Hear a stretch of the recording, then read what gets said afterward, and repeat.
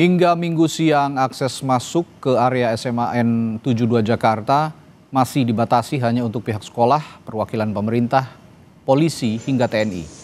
Pengamanan di luar area sekolah pun tampak dijaga oleh personel TNI, dan pihak sekolah bersama sejumlah jajaran perwakilan pemerintah juga telah melakukan rapat terkait skema proses belajar mengajar bagi siswa yang akan berlangsung Senin besok.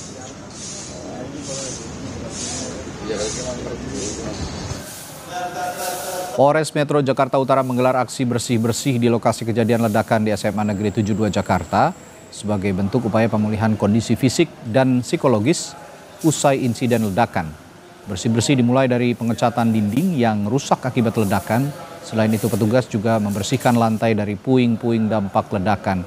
Diharapkan dengan aksi bersih-bersih ini, siswa di lingkungan SMA Negeri 72 dapat beraktivitas normal kembali tanpa diselimuti rasa takut.